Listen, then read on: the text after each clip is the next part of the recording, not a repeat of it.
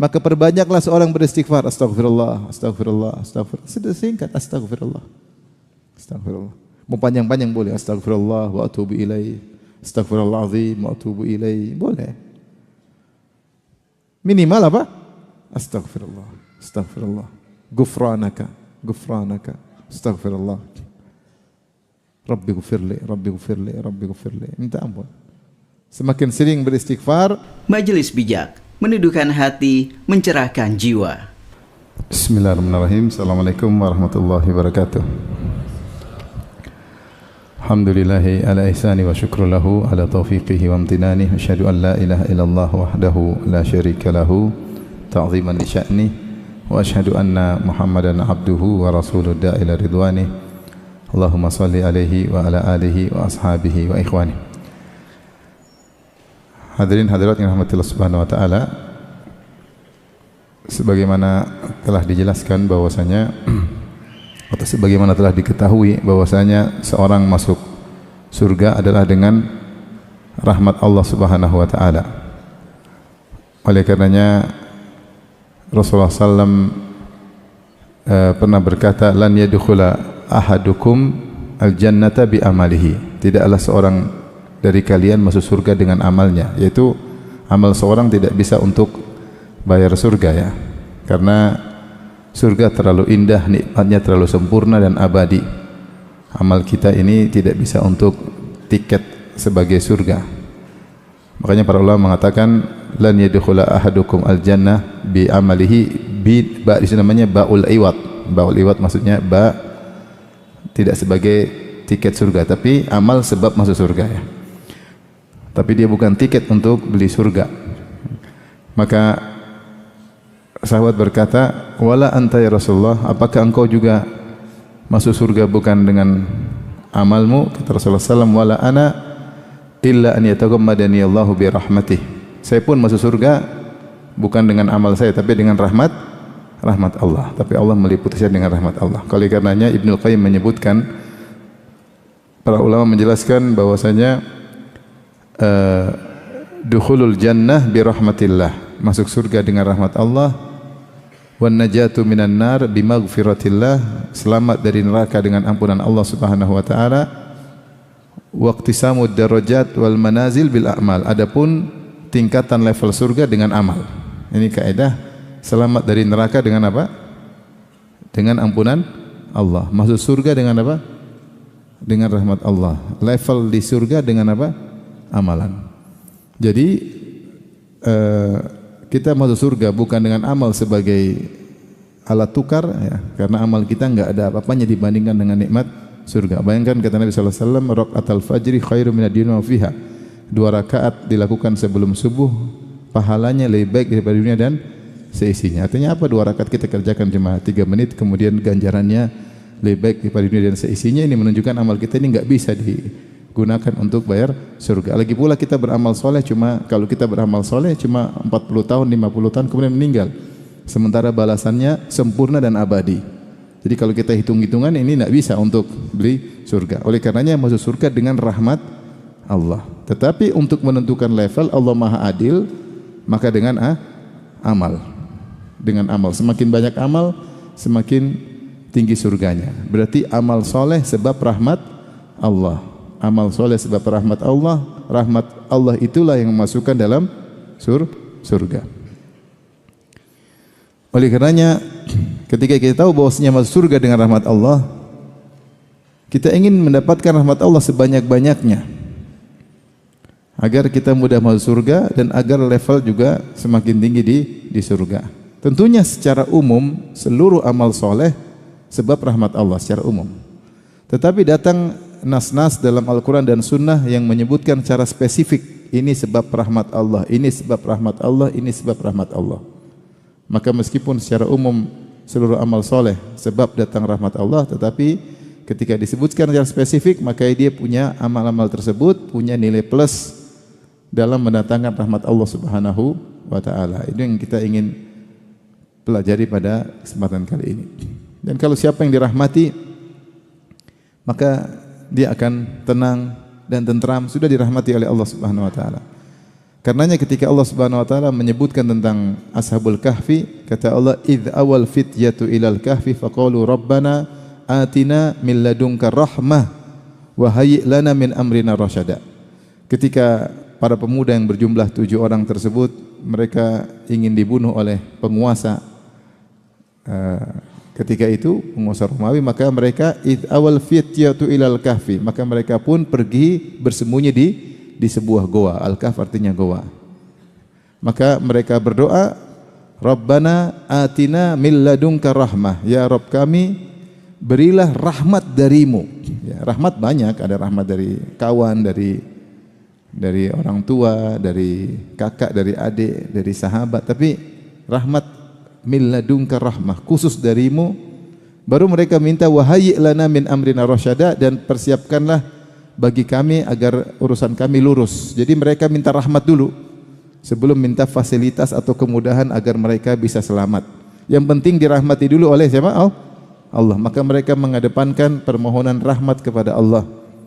Mereka mengedepankan permohonan rahmat kepada, karena seorang sudah dirahmati aman. Ya. Makanya Nabi Musa pernah berdoa, Rabbi ghfirli wa li akhi wa adkhilna fi rahmatik. Ya. Wa anta arhamur rahimin. Ya Allah, ampunilah aku dan saudaraku Harun, wa adkhilna fi rahmatik, masukkanlah kami dalam rahmatmu. Engkau sebaik-baik memberi rahmat, ya. Karena siapa yang dirahmati oleh Allah maka sudah. Apa kata Amr bin As, Abdullah bin Amr bin As radhiyallahu anhuma, ketika buka puasa dia berdoa, Allahumma inni as'aluka bi rahmatika allati wasi'at kulla syai' an taghfirali. Ya Allah, aku mohon dengan rahmatmu yang meliputi segala sesuatu agar kau ampuni aku. Jadi antara konsekuensi rahmat Allah, Allah mengampuni. Makanya sering Ghafurur Rahim sering. Ghafurur Rahim, Allah menggandengkan antara Maha Pengampun dengan Maha Penyayang. Kalau Allah sudah sayang, Allah akan ampuni. Kalau Allah sudah sayang, Allah akan ampuni. Dan surga adalah salah satu rahmat Allah Subhanahu wa taala. Makanya Allah mengatakan, yauma tabyaddu wujuh wa taswaddu wujuh, fa ammal ladzina aswaddat wujuhum kafartum ba'da imanikum fadzuqul adzab kuntum takfurun, wa ammal ladzina biyaddat wujuhuhum fa fi rahmatillah. Ya.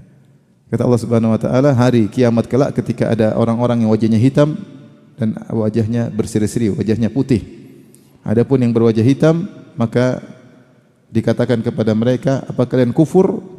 Ya, maka silakan rasakan azab, masuk neraka. Wa ammal ladzina biyaddat wujuhuhum, adapun orang-orang yang wajah mereka putih bercahaya, fa fi rahmatillah, maka mereka dalam rahmat Allah. Maksudnya rahmat Allah itu maksudnya surga.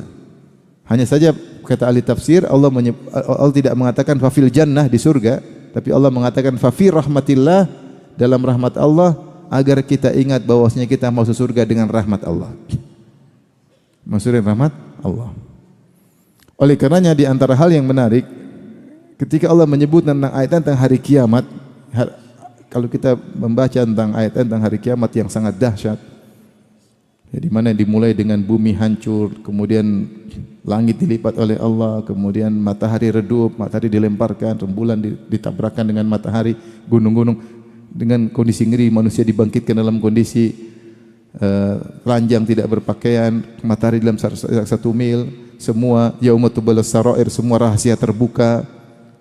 Hari yang sangat ngeri, semua orang lari, meninggalkan suaminya, meninggalkan anaknya, meninggalkan istrinya, masing-masing pusing dengan urusannya masing-masing. Di saat-saat ngeri tersebut, Allah menyebutkan beberapa ayat tentang hari kiamat dengan menunjukkan sifat rahmatnya. Seperti firman Allah Subhanahu wa taala, in kullu man fis samawati wal ardi illa atir rahmani abda. Kata Allah, sungguhnya semua yang di langit dan di bumi pada hari kiamat kelak akan datang menemui Allah, tapi Allah tidak mengatakan menemui Allah, tapi datang menemui Ar-Rahman sebagai hamba. Maksudnya memang hari sangat menakutkan, tapi berharaplah dengan rahmat Allah di hari yang sangat dahsyat tersebut. Makanya ketika Allah sebut hari kiamat, Allah menampilkan nama Ar-Rahman. In kullu man fis samawati wal ardi illa atir rahmani abda. Semua yang di langit dan bumi akan datang kepada Ar-Rahman yang Maha Penyayang pada hari kiamat sebagai apa? Hamba. Seperti juga Allah berfirman, wa khasya'atil aswatu lirrahman fala tasma'u illa hamsa.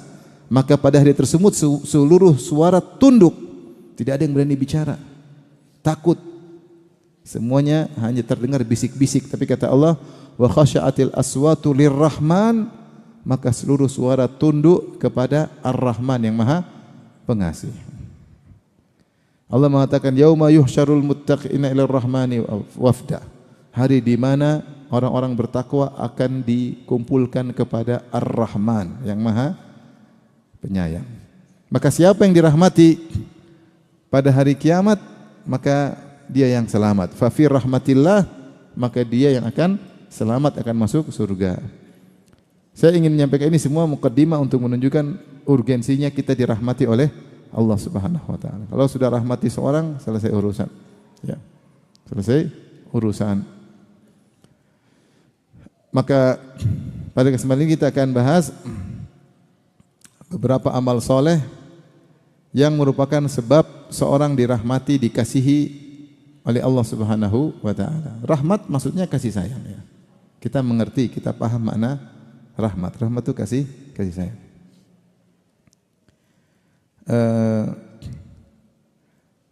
Kemudian yang berikutnya, mukaddimah kedua,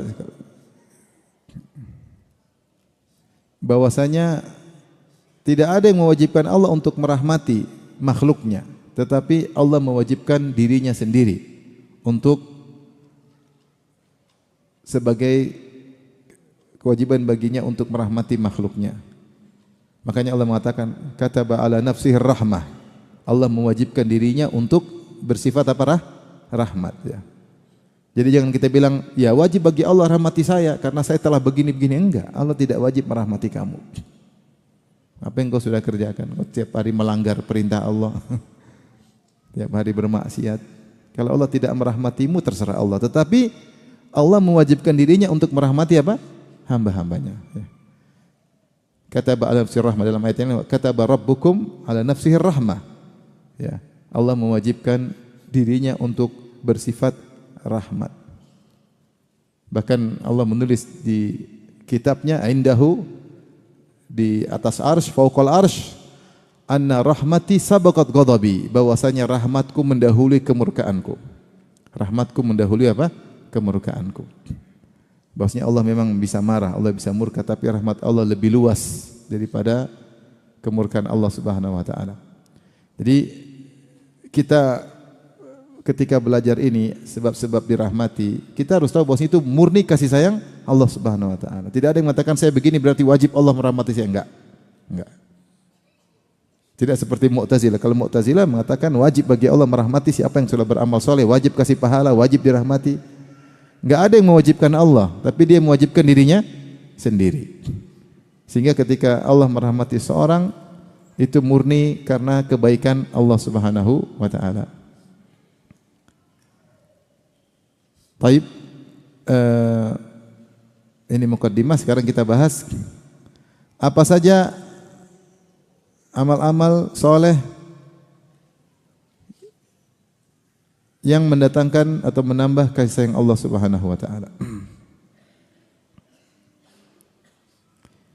Di antaranya ini ayat umum dalam surat Al-A'raf 156, bahwasanya takwa mendatangkan rahmat Allah. Allah berfirman, wa rahmati wasi'at kulla syai', rahmatku meliputi segala sesuatu. Ini disebut dengan rahmat amah, rahmat umum, mencakup orang bertakwa, mencakup pelaku maksiat, mencakup orang beriman, mencakup orang kafir. Allah kasih rezeki, Allah beri kehidupan, Allah beri insting, Allah beri kemudahan. Ini rahmat Allah umum. Tetapi ada rahmat Allah yang khusus, yang rahmat ini akan berkesinambungan sampai hari kiamat. Sampai hari kiamat. Yang rahmat ini berkonsekuensi seorang bisa masuk surga. Maka Allah buka firman-Nya mengatakan, wa rahmati wasi'at kulla syai', rahmatku meliputi segala sesuatu. Bahkan orang-orang yang mencela Allah pun Allah kasih rizki. Makanya disebut dalam hadis, laisa ahadun asbaru ala Allah min adan sami'ahu. Tidak ada yang lebih sabar daripada Allah terkait dengan gangguan yang didengar daripada Allah. Allah paling sabar. Kenapa? Anak-anak Adam mengatakan dia punya anak dan itu gangguan bagi Allah. Mengatakan Allah punya anak padahal Allah Maha Esa. Makanya dalam hadis yang lain kata Allah dalam diskusi, "Syataman ibnu Adam wa lam yakun lahu dzalik." Anak Adam mencaciku dan tidak pantas dia mencaciku.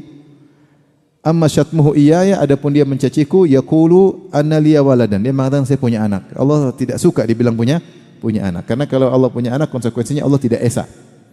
Allah tidak esa berarti tidak ada lagi lam yakun lahu kufuwan ahad, tidak ada kalau dalam Al-Qur'an tidak ada yang setara dengannya, tapi kalau dia punya anak akan setara dengan Allah. Kalau Allah punya anak berarti anak tersebut juga berhak untuk diibadahi. Qul in kana lirrahmani waladun fa ana awwalul abidin. Katakan wahai Muhammad, kalau Allah punya anak maka saya yang pertama kali akan menyembah anak tersebut karena anak pasti mirip bapaknya. Intinya kata Nabi, tidak ada yang lebih sabar seperti Allah meskipun diganggu oleh makhluk-makhluknya mengatakan Allah punya anak tapi Allah tetap kasih dia rizki. Ini namanya rahmat umum. Rahmat umum dari Allah meliputi orang kafir, meliputi para pelaku maksiat, ya. Tetapi kita ingin rahmat khusus. Setelah Allah menyebutkan rahmat umumnya, Allah sebut rahmat khusus dalam ini kata Allah, "Fasa'aktubuha lil ladzina yattaqun." Aku akan tetapkan rahmatku bagi orang yang bertakwa. Itu rahmat ini akan continue sampai hari kiamat. Bukan cuma di dunia saja. Fasa'aktubu lil ladzina yattaqun. Jadi di antara sebab utama meraih rahmat Allah adalah bertakwa. Bertakwa, asal makna takwa adalah meninggalkan dosa, mencegah diri dari maksiat. Ya. Seperti perkataan seorang penyair tentang seorang wanita, "Saqatan nasifu falam turid isqatahu, fatanawalathu wattaqatna bil yadi." Ada seorang wanita cantik jelita. Ini penyair jahiliyah, dia cerita ada seorang wanita cantik jelita, dia pakai khimar, pakai cadar. Saqatan nasif, kemudian cadarnya jatuh, khimarnya jatuh. Ya. Walam turid isqatahu, padahal dia tidak pingin cadarnya atau khimarnya jatuh. Fatanawalathu bil yadi fatanawalatu wattaqatna bil yadi, maka dia pun ngambil khimar tersebut dengan satu tangannya, kemudian tangan satunya menutup wajahnya. Wattaqatna, dia bertakwa dari kami dengan tangannya. Takwa maksudnya dia menghalangi diri dari kami. Itu secara bahasa takwa itu artinya menghalangi dirinya, wajahnya dari kami dengan tangannya. Jadi takwa itu artinya menghalangi. Makanya Rasulullah mengatakan, "Ittaqun nara walau bisyakki tamrah." Halangilah dirimu dari neraka meskipun dengan bersedekah sepenggal kurma. Kalau Allah berfirman, "Fattaqun nar," takutlah kalian kepada neraka. Takwa kepada neraka maksudnya ambillah penghalang dari kalian menghalangi kalian daripada neraka. Jadi takwa artinya penghalang.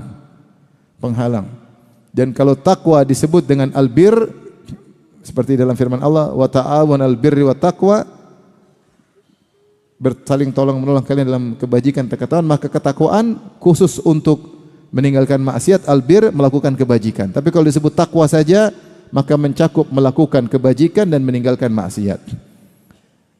Oleh karenanya Talq bin Habib ketika ditanya tentang takwa, ya, ketika dia bilang kalau ada fitnah maka selamatkanlah dirimu dengan takwa. Kalau ada fitnah, maka ditanya apa itu takwa, maka Talq bin Habib berkata, takwa yaitu engkau beramal anta'amala bi taatillah ala nuri minallah tarju sawaballah, yaitu engkau beramal dengan ketaatan dengan dalil dan kau berharap pahala dari Allah. Wa anta truka maksiat Allah, dan kau meninggalkan maksiat ala nuri minallah, kemudian kau meninggalkan maksiat dengan iman, takhafu adzab Allah, karena kau takut dengan azab Allah Subhanahu wa taala. Ini namanya takwa, melakukan ketaatan karena Allah dan meninggalkan maksiat juga karena Allah. Ini takwa secara umum. Tapi ketika disebut dengan albir, maka takwa itu spesial khusus tentang meninggalkan maksiat. Maksud saya, kalau kita ingin dirahmati, di antara yang perlu kita perhatikan meninggalkan maksiat karena Allah. Karena orang meninggalkan maksiat macam-macam. Takut ketahuan, takut ketangkap KPK, takut ada kamera tersembunyi, takut karena Allah. Karenanya ikhwan, kalau potensi maksiat selalu ada dan kita sangat berpotensi untuk melakukan maksiat. Sebab maksiat di mana-mana, potensi bermaksiat juga banyak. Ini manusia, ada syahwat. Tetapi setiap kita meninggalkan maksiat, kita dirahmati oleh Allah. Setiap meninggalkan maksiat ada rahmat Allah Subhanahu wa taala.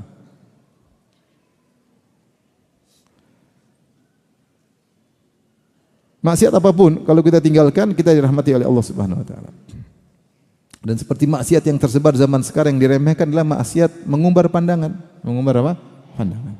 Setiap ada hal yang haram kita tundukkan pandangan, maka kita dirahmati oleh Allah. Allah sayang. Kenapa kita tinggalkan maksiat? Jadi bukan dosa-dosa besar saja, dosa-dosa kecil kalau kita tinggalkan karena Allah, maka kita dirahmati oleh Allah.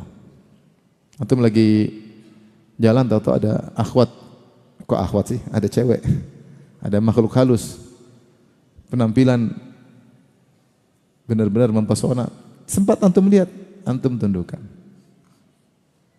Ketika antum tundukkan pandangan antum, langsung dirahmati oleh Allah Subhanahu wa taala.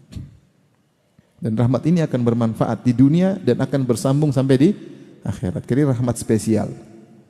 Rahmat ini jangan disepelekan. Ya.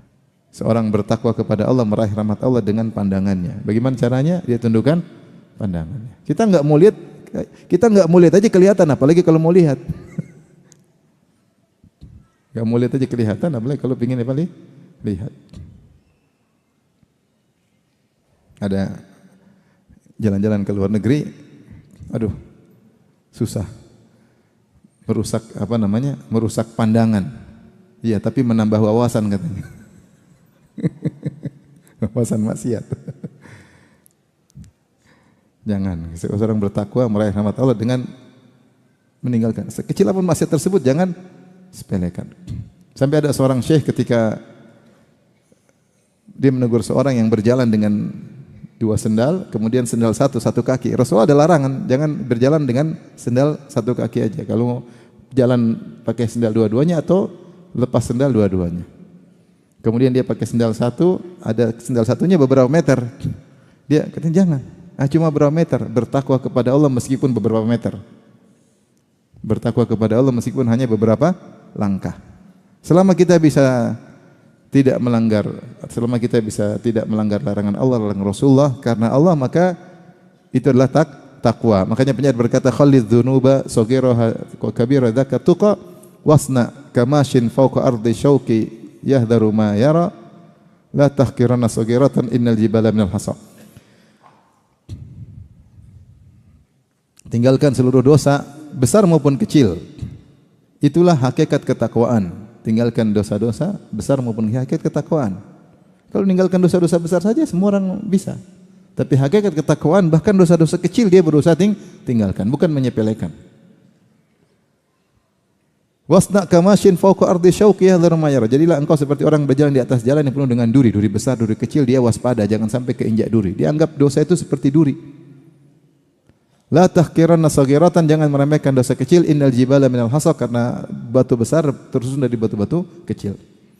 Seorang berusaha. Dan Ibnu Qayyim menyebutkan bahwasanya psikologi seseorang kalau dia selalu waspada dari yang kecil, dia akan terus waspada.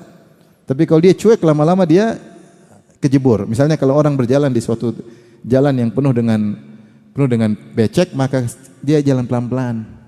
Kalau ada kena becek sedikit, aduh. Tapi kalau dia becek sedikit, biarin aja. Becek sedikit, biarin aja. Sudah kejebur sekalian katanya Pak. Wes kadung, sudah terlanjur. Demikian pelaku maksiat. Kalau dia nonton sedikit sekalian aja. Tapi kalau dia ini haram, astagfirullah. Dia enggak jadi, dia terhalang. Tapi kalau dia bilang akhirnya hati jadi menggampangkan maksiat, akhirnya dia sudah terlanjur. Ya udahlah, nanti tobatlah, sekarang terlanjur.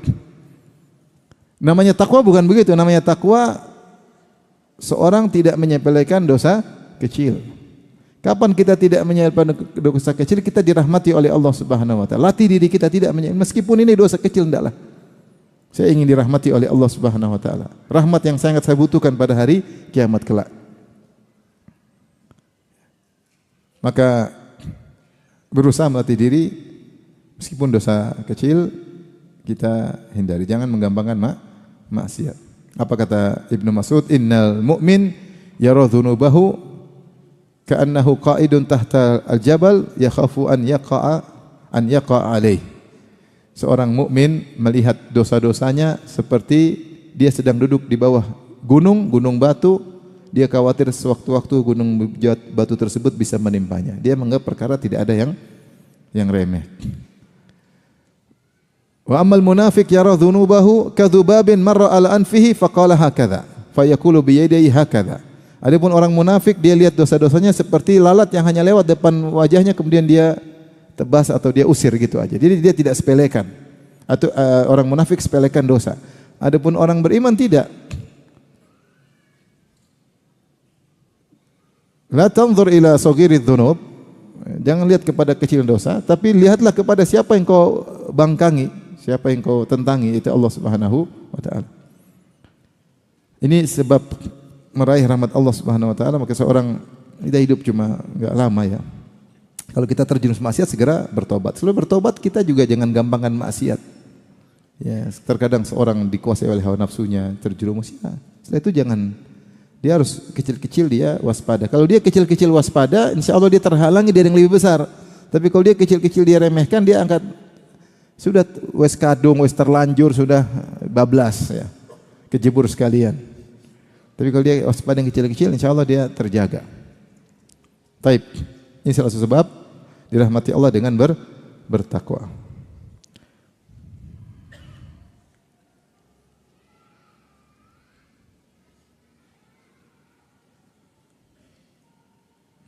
Yang kedua, di antara sebab meraih rahmat Allah adalah dengan membaca Al-Quran dan mengikutinya. Baca Al-Quran, mentadabburinya dan mengamalkannya. Allah berfirman dalam surat Al-An'am 155, kata Allah, "Wa hadza kitabun anzalnahu barakun fattabi'uhu wattaqu la'allakum turhamun." Dan ini adalah Al-Qur'an yang kami turunkan ya. Penuh dengan berkah, fattabi'uhu maka ikutilah, wattaqu bertakwalah, la'allakum turhamun agar kalian dirahmati. Di antara sebab seorang dirahmati oleh Allah adalah dengan belajar Al-Qur'an dan mengamalkannya, untuk diamalkan. Allah berfirman, "Ya ayuhan nas qad ja'atkum mau'izatun mir rabbikum wa syifaa'un lima fis sudur wa huda wa rahmatul lil mu'minin." Wahai manusia sekalian, telah datang kepada kalian Al-Qur'an yang dia adalah mau'izah, pemberi nasihat, wa syifaa'un lima fis sudur, dan penyembuh penyakit hati, wa hudan, dan beri petunjuk, wa rahmah, dan rahmat bagi orang beriman. Berarti Al-Qur'an rahmat bagi orang yang beriman. Makanya ketika Allah sebut sifat Ar-Rahman, Allah sebutkan pertama adalah Al-Quran. Allah berfirman, Ar-Rahman 'allamal Quran. Allah Maha Penyayang, di antara konsekuensi Allah Maha Penyayang, 'allamal Quran. Allah ajarkan Al-Quran. Maka kalau ingin dirahmati, punya perhatian dengan Al-Quran. Baca ya. Baca Al-Quran ya. Lagi menjelang bulan Ramadan, seorang mukmin berusaha sering baca Al-Quran sehingga makna-makna menjadi suatu yang biasa ya.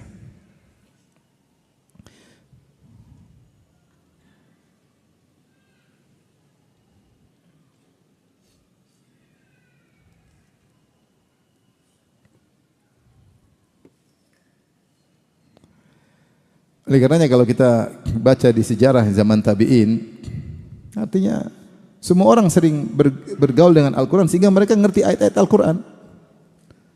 Dan mereka sering sebut dengan Al-Quran ya. Sampai disebut ada seorang penyair, kalau nggak salah Farasdak, dia menyampaikan syair di depan Sulaiman bin Abdul Malik, kalau tidak salah, seorang khalifah dari Umayyah ya, Daulah Umayyah. Kemudian menyebutkan syair. Syair-syair tersebut kalau orang tidak paham maknanya penuh dengan kiasan-kiasan, seakan-akan dia melakukan perbuatan tercela, seakan-akan dia terjerumus dalam zina, seakan-akan.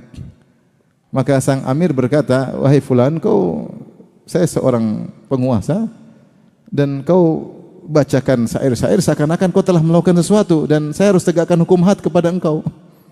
Seakan-akan kau ngaku di depan seorang penguasa ya. Tugas saya menegakkan hukum had. Kau harus dirajam nih. Kata dia mengatakan, dia bacakan firman Allah dalam surat Asy-Syu'ara, kata dia, Amirul Mukminin, wasyu'ara yattabi'uhumul ghawun. Alam tara annahum fi kulli wadin yahimun wa annahum yaquluna ma la yaf'alun. Maka maksudnya dia berdalil dengan ayat, seorang penyair tapi hafal ayat. Dia bilang, wahai Amirul Mukminin, bukankah Allah berfirman dalam Al-Qur'an, para penyair itu diikuti oleh orang-orang yang sesat. Tidakkah kamu melihat bahwasanya mereka mengembara di setiap lembah? Wa annahum yaquluna ma la yaf'alun, dan mereka mengucapkan apa yang tidak mereka kerjakan. Jadi mereka ngomong apa yang mereka tidak bikin. Sudah dimaafkan. Namanya penyair. Cuma maksudnya dia langsung bisa berdalil. Jadi kalau kita sering baca Quran, kita lihat makna-makna dalam Al-Quran jadi terbiasa. Dan itu rahmat dari Allah Subhanahu wa taala. Semakin kita banyak Al-Quran, semakin dirahmati oleh Allah Subhanahu wa taala.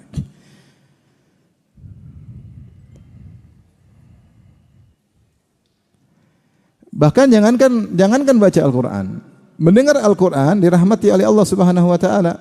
Ya. Dalam surat Al-A'raf, ini sebab yang ketiga. Kalau orang baca Quran, kita dengar, kita simak. Dalam surat Al-A'raf ayat 204, Allah berfirman, "Wa idza quri'al Qur'an fastami'u lahu wa ansitu la'allakum turhamun." Jika dibacakan Al-Quran, fastami'u lahu, maka dengarkanlah, wa ansitu, dan simaklah, bukan sekedar mendengar, tapi insat itu menyimak, berusaha memahami. Ya. Berusaha memahami, berusaha respon. La'allakum turhamun, semoga kalian dirahmati. Makanya ada sebagian Tarbawi berkata, mendengar itu ada 3 tingkatan. Ada namanya sekedar mendengar, sama. Yang kedua istima, itu menyimak. Dan insat itu berusaha memahami dengan baik. Kalau kita bicara sama anak-anak ada 3 tingkatan. Anak ngobrol, "Abi gini-gini ya." Taib. Pertama kita mendengar dia. Suara masuk, kita dengar dia bicara sambil main HP. Itu namanya mendengar. Bukan itu yang diharapkan. Kalau istima kita dengar, "Iya, Nak." Oh iya. Itu namanya mendengar. Lanjut lagi main HP. Kalau insat berusaha, maksud anak ini apa ini? Dia ngomong gini, coba kenapa? Insat. Dengar serius, pingin merespon. Itu namanya insat. Kalau bicara sama anak, jangan cuma dengar suara masuk telinga, semua orang dengar. Harus istima, kalau bisa insat. Sehingga anak dekat dengan kita. Jangan kita ngeremehkan. Anak ketika dia mencurhat sesuatu, kita dengar yang baik, jangan kita cuma, nanti kalau kita enggak dengar dengan baik, dia curhat sama orang lain. Kalau dia curhat sama orang lain, alhamdulillah. Kalau dia curhat ke orang berilmu, kepada ustadz, oke. Kalau dia curhat sama temannya yang kacau, diarahin kemana-mana. Karena manusia terkadang harus curhat. Ya. Maka ketika Al-Quran dibaca, kita berusaha bukan cuma mendengar, tapi istima, fastami'u lahu wa ansitu, berusaha dengar dan berusaha memahami. La'allakum turhamun, semoga kalian dirahmati oleh Allah. Jadi sebab rahmat diantaranya adalah dengar dengan serius. Itu kalau dengar saja kita dirahmati, bagaimana kalau kita baca dengan serius? Maka sekarang kita mulai mikir bahwasanya di bulan Ramadan kita bukan bicara kuantitas tapi dengan kualitas juga. Kuantitas plus kualitas. Baca Quran dengan serius, mendengar dengan insat. Terutama ketika sedang salat jadi makmum. Ada yang mengatakan ayat ini turun terkait salat. Wa idza quri'al Qur'an fastami'u lahu wa ansitu. Dibacakan Quran, maka simaklah, dengarlah dan simaklah agar kalian dirahmati. Kadang-kadang ada acara dibuka dengan baca Al-Quran, yang lain pada sibuk main HP, yang lain, ini baca Quran buat siapa? Buat kita dengar. Main HP, kadang telepon, ini gimana? Ini firman Allah dibacakan, dengarlah dengan serius dan insat, dengan disimak. diresapi. Ya. Masalahnya Ustaz nggak tahu bahasa Arab, itu masalahnya. Makanya belajar bahasa Arab. Tapi kalau tahu terjemahkan enak. Baik. Ini sebab keberapa? Ketiga. Sekarang sebab keempat. Sebab keempat adalah istighfar, sering beristighfar. Allah berfirman dalam surat An-Naml ayat 46, "Laula tastaghfirunallah la'allakum turhamun." Nabi Saleh berkata kepada kaumnya, "Laula tastaghfirunallah." Mengapa kalian tidak mohon ampunan kepada Allah? La'allakum turhamun, agar kalian dirahmati. Ini dalil bahwasanya setiap orang semakin dia istighfar, mengakui dosa-dosanya, maka dia akan dirahmati oleh Allah Subhanahu wa taala. Maka perbanyaklah seorang beristighfar, astagfirullah, astagfirullah, astagfirullah. Sudah singkat, astagfirullah. Astagfirullah. Mau panjang-panjang boleh, astagfirullah wa atubu ilaih, astagfirullahalazim wa atubu ilaih, boleh. Minimal apa? Astagfirullah, astagfirullah. Ghufranaka, ghufranaka, astagfirullah. Rabbi ghufirli, Rabbi ghufirli, Rabbi ghufirli. Minta ampun. Semakin sering beristighfar, semakin dirahmati oleh Allah Subhanahu wa taala. Cukup sabda Nabi sallallahu alaihi wasallam, "Tuba liman wajada fi sahifatihi istighfaran katsira." Sungguh beruntung orang mendapati dalam catatan amalnya istighfar yang banyak. Sungguh beruntung, artinya ketika dibuka catatan amal pada hari kiamat, dia lihat ternyata catatan amalnya penuh dengan istighfar. Ini orang beruntung. Orang beruntung. Karena istighfar menandakan, istighfar berarti menandakan dia dirahmati oleh Allah Subhanahu wa taala. Laula tastaghfirunallaha la'allakum turhamun. Kenapa kalian tidak beristighfar? Agar kalian dirahmati oleh Allah. Maka bikinlah kebiasaan kita dalam keseharian, daripada bengong kita apa? Astagfirullah, astagfirullah. Antum lagi naik mobil, lagi sendiri, enggak ada kawan, astagfirullah, astagfirullah, astagfirullah. Lagi naik motor, jemput istri, ya. Jemput anak, ya, astagfirullah, astagfirullah, astagfirullah. Lagi ngantri di rumah sakit atau ngantri di mana, di instansi pemerintah, astagfirullah, astagfirullah, astagfirullah. Kalau dulu di zaman saya sekolah di Arab Saudi, di Madinah, sering di tempat-tempat antrian ada tulisan, penuhilah detik-detikmu dengan istighfar. Jadi kita lihat, kita istighfar, astagfirullah, atau berzikir. Ya, berzikir. Dan orang lihat gitu jadi teringat, astagfirullah, astagfirullah. Tapi sekarang agak susah karena ada waktu kosong lihat HP. Sudah lihat HP, lihat cewek, tidak istighfar lagi. Jadi penuhilah detik-detikmu dengan lihat cewek-cewek yang bertebaran di medsos. Nah, kita harus paksakan diri, astagfirullah, astagfirullah, astagfirullah. Enggak terasa setiap istighfar mendatangkan rahmat Allah. Rahmat ini akan bermanfaat, jangan disepelekan. Setiap rahmat bermanfaat di akhirat. Cuma kita memang susah menimbulkan tradisi begitu istighfar. Jadi kalau kita lagi naik mobil bareng, astagfirullah, astagfirullah. Kenapa kok? Kenapa istighfar terus? Bikin dosa apa semalam? Astagfirullah, astagfirullah. Tapi kalau sama teman-teman, misalnya sama syekh-syekh, kalau saya lagi safar, mereka biasa. Kita ngobrol, begitu berhenti ngobrol, dia astagfirullah, astagfirullah, astagfirullah, astagfirullah. Jadi sudah biasa, tidak aneh. Kita nggak bilang, "Syekh, ada apa sih?" Kalau kita nggak biasa, kita pun kadang sungkan pekewuh memulai astagfirullah, mulai kayaknya gimana gitu. Tidak terbentuk tradisi, padahal kalau kita biasakan jadi harusnya. Mau saya, kalau kita sendiri nggak perlu pekewuh, istighfar aja, astagfirullah, astagfirullah, astagfirullah. Sampai sahabat menghitung istighfar Nabi, satu majelis 100 kali. Satu majelis Rasulullah duduk, istighfarnya berapa kali? 100 kali. Rasulullah sering sekali istighfar. Astagfirullah, astagfirullah. Dan itu sih Rasulullah SAW. Karena setiap istighfar mendatangkan rahmat Allah Subhanahu wa taala. Kita ini ingin dirahmati oleh Allah. Untuk bayangkan berapa bahagia kita merasa disayang sama anak. Anak kita sayang sama kita, sering telepon perhatian.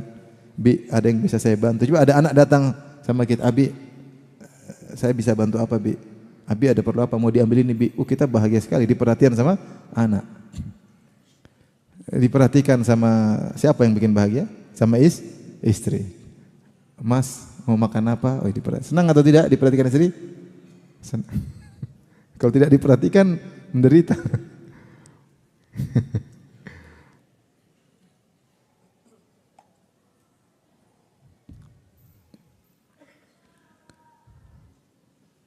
Ada kawan puasa, istrinya juga sibuk, dia juga sibuk. Pas buka puasa, istrinya keluar. Bang, mana buka puasa? Suaminya bingung, ini yang siapin buka puasa saya apa kamu? Istrinya tanya, mana buka puasa? Enggak ada, masuk lagi sibuk dia. Kita diperhatikan, disayang sama anak, disayang sama istri, disayang sama orang. Bagaimana kalau disayang oleh Allah Subhanahu wa taala? Disayang sama Allah. Maka sering istighfar, astagfirullah, terutama di waktu sahur. Wabil asharihum yastaghfirun. Di waktu sahur mereka beristighfar. Setelah salat malam istighfar. Antum salat witir 3 rakaat, enggak bangun telat, habis itu istighfar sebentar aja. Astagfirullah, astagfirullah. 10 kali, 20 kali, 100 kali di waktu sahur. Wabil asharihum yastaghfirun dalam ayat yang lain, dan di waktu sahur mereka beristighfar. Allah sebut 2 ayat tentang keutamaan beristighfar di waktu sahur.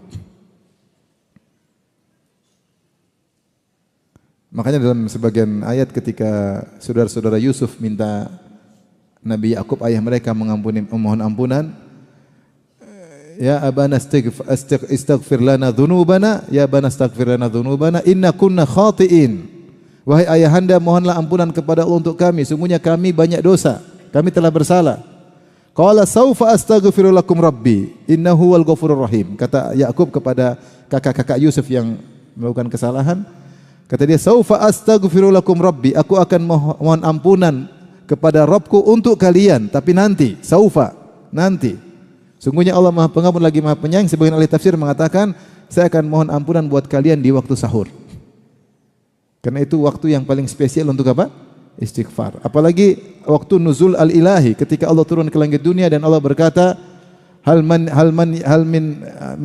min mustaghfirin fa'aghfiralah. Adakah yang minta ampun di waktu sahur, aku akan ampuni dia. Tentunya istighfar sewaktu kapan saja bagus. Tetapi istighfar di antara waktu yang paling spesial ketika di waktu apa? Sahur. Rahmat Allah begitu banyak turun bagi orang yang beristighfar secara umum, apalagi di waktu sahur.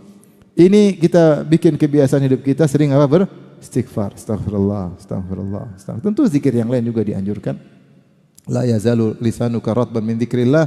Hendaknya lisanmu basah dengan banyak mengingat Allah Subhanahu wa taala, di antaranya dengan istighfar. Astaghfirullah, astaghfirullah, astaghfirullah, astaghfirullah, astaghfirullah. Cuma yang bikin kita terhalang medsos, itu bikin waktu habis. 1 jam kita lewatin berita kita scroll setengah jam lewat. Tidak ada faedah yang kita ambil. Tidak istighfar, tidak berzikir, tidak baca Quran, tidak dengar nasihat, hati semakin hitam karena maksiat. Maksiat. Sudah lewat ada cewek cantik, kita sudah scroll bawah, kita tarik lagi. Sudah kelewatan dosa. Baik. Jadi di antara sebab kasih sayang Allah dengan banyak beristighfar. Berikutnya di antara sebab rahmat Allah adalah mengerjakan salat, membayar zakat dan taat kepada Rasulullah. Allah sebut dalam satu ayat dalam surat An-Nur 56. Kata Allah, wa aqimus salata wa atuz zakata wa atiur rasula la'allakum turhamun. Dirikanlah salat, tunaikanlah zakat dan taatlah kepada Rasulullah la'allakum turhamun. Semoga kalian dirahmati oleh Allah Subhanahu wa taala. Demikian dalam surat Al-Imran ayat 132. Al-Imran 132, wa atiullaha war rasula la'allakum turhamun. Taatlah kepada Allah dan Rasulnya, semoga kalian dirahmati oleh Allah Subhanahu wa taala. Di antara taat kepada Rasulullah, kapan ada perintah dari Rasulullah kita kerjakan, kapan larangan dari Rasulullah kita tinggalkan. Karena kita dirahmati oleh Allah Subhanahu wa taala dengan taat kepada Nabi, baik menjalankan perintahnya maupun menjauhi larangannya. Semua wanita juga, para ibu-ibu, kalau ada larangan dari Nabi terkait wanita, tidak boleh begini, tidak boleh begitu, tidak boleh begini, kita sam'an wa ta'ah, kita dengar agar dirahmati oleh Allah Subhanahu wa taala. Ya. Tidak boleh begini, ya. Jangan membangkang, jangan melanggar, jangan muter kanan, muter kiri. Rasulullah bilang gitu, taat ya. Berusaha agar dirahmati oleh Allah Subhanahu wa taala. Karena tidak seluruh yang Rasulullah perintahkan sesuai dengan kemaslahatan hawa nafsu kita. Tetapi apa yang Allah perintahkan, apa yang Rasulullah perintahkan pasti demi kebaikan kita, meskipun berlawanan dengan hawa nafsu kita. Kalau semua syariat sesuai dengan hawa nafsu kita, kita akan rusak. Kata Allah, wa'lamu anna fikum Rasulullah, ketahuilah di tengah-tengah kalian ada Rasulullah. Lau yuti'ikum fi katsirin minal amri la'anittum. Kalau seandainya Rasulullah menuruti kalian dalam banyak perkara kalian akan susah. Jadi Allah ingatkan, Rasulullah tidak bisa mengikuti kemauan kalian terus. Kalian yang harus mengikuti kemauan siapa? Rasulullah. Karena kalau kita disuruh pilih, kita akan memilih hawa nafsu. Dan kalau kita akan memilih hawa nafsu, kita akan binasa. Ini isyarat bahwasanya banyak perintah Nabi yang bertentangan hawa nafsu kita. Seorang wanita misalnya kalau mengikuti hawa nafsu, dia pingin jalan sendiri, pingin safar sendiri, pingin keluar berpenampilan indah, pingin terlihat keelokan tubuhnya, pingin ini, pingin membangkang suami. Kalau dia ikut hawa nafsunya, rusak dia.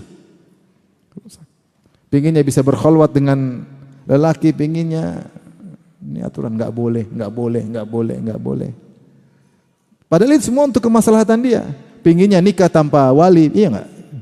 Oh, apa? Saya juga bisa nilai. Emang laki-laki ngapain pakai keputusan wali? Saya juga bisa tahu kok laki yang jelek mana, laki yang baik mana, yang naik mobil mana, naik motor, saya juga tahu.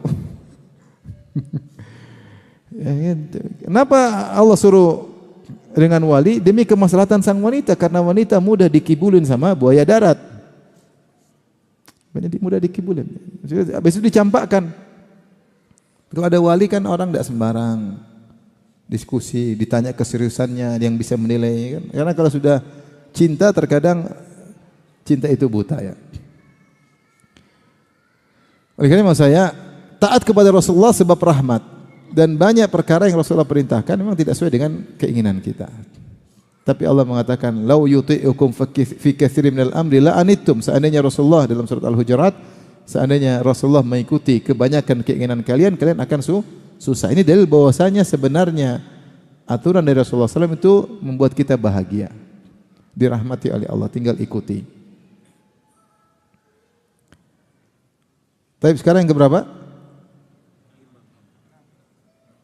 Keenam. Berikutnya yang keenam adalah mendamaikan dan suka berdamai. Mendamaikan dan suka berdamai. Dalam surat Al-Hujurat ayat 10. Al-Hujurat ayat 10 kata Allah Subhanahu wa taala, "Innamal mu'minuna ikhwatun fa aslihu baina akhawaykum wattaqullaha la'allakum turhamun." Sungguhnya orang-orang beriman itu saling bersaudara. Fa aslihu baina akhawaykum, maka damaikanlah di antara dua saudara yang bersengketa. Wattaqullaha la'allakum turhamun, bertakwalah semua kalian dirahmati. Kata para ulama, orang yang dirahmati dia suka berdamai. Dia suka berdamai. Ya. Suka ribut, rahmat Allah enggak jadi turun. Oleh karenanya ketika di 10 hari terakhir, ketika Rasulullah keluar dalam hadis Ubadah bin Samit radhiyallahu ta'ala anhu, kata Rasulullah SAW, "Inni akhruju li ukhbirakum bilailatul qadar wa innahu talaha fulan wa fulan farufiat." Kata Nabi SAW, saya keluar untuk mengabarkan kepada kalian kapan Lailatul Qadar, tetapi si fulan dan si fulan bertengkar, maka diangkatlah ilmu tersebut. Di antara penghalang rahmat Allah adalah pertengkaran. Rahmat Allah tidak jadi turun.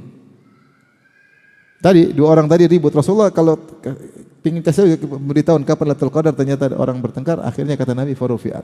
Semoga lebih baik, tetapi itu musibah, di antara sebabnya rahmat Allah tidak diturun gara-gara pertengkaran. Sebaliknya kalau ingin dirahmati oleh Allah, damai. Hidup ini jangan suka ribut ya. Kalau bisa mendamaikan dirahmati, kalau bisa damai, banyak ego yang kita kalahkan demi mendapat rahmat Allah Subhanahu wa taala. Kalau kita ingin ego kita menang terus ya ribut melulu. Dan kalau damai, meskipun kita tahu kita benar, kalau ingin damai ya diantaranya adalah kita menjatuhkan sebagian hak kita. Makanya Rasulullah berfirman, "Was-sulhu khair wa uhdiratil anfusus suh." Wa uhdiratil anfusus syuh wa uhdiratil anfusus syuh. Kata Allah Subhanahu wa taala, damai itu baik, namun ketika ingin damai banyak ego yang hadir. Asyuh itu damai, pelit, tidak mau kalah, tidak mau dijatuhkan, hadir dalam hati sehingga dia enggak mau kalah. Nah, kalau mau damai harus ada hak kita yang kita jatuhkan. Itu baru kita. Kalau kita mau menang, itu namanya bukan damai, pinginnya menang. Ya boleh saja seorang ingin menang. Saya tetap bertahan, saya ingin hak saya 100%. Boleh. Tapi ada pilihan lain yang menyebabkan rahmat Allah Subhanahu wa taala. Jatuhkan sebagian hakmu, kau damai.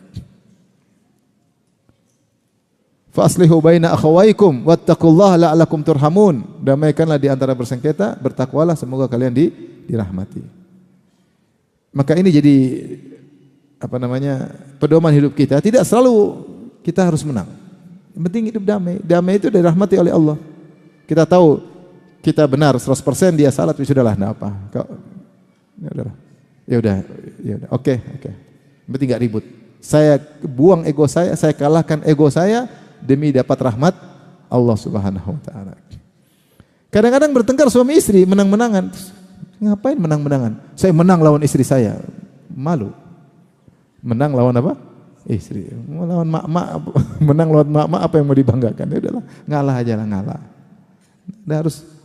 Tidak harus kita menang. Semoga dirahmati oleh Allah Subhanahu wa taala. Apalagi ibu-ibu pingin menang ngalahin apa? Suami. Berat ibu-ibu ini. Maunya dia yang benar, enggak boleh salah. Ya. Enggak boleh salah.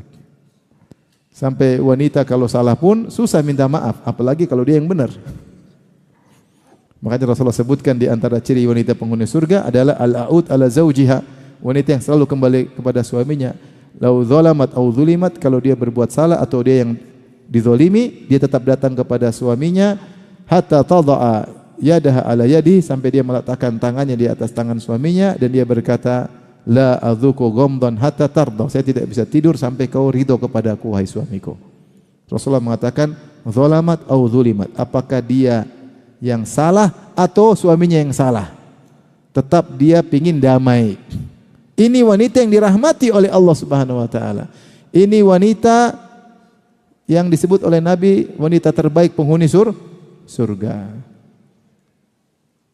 Rasulullah sebut tentang wanita, ya, karena memang wanita susah untuk memaafkan. Ya. Maka ini kalau ingin dirahmati oleh Allah, ngalah. Meskipun kita di pihak kebenaran lebih banyak, meskipun 100% kita benar, ngalah saja. Apalagi sama suami, sama kakak, sama adik, sama tetangga, ya sudahlah. Saya ingin dirahmati oleh Allah Subhanahu wa taala.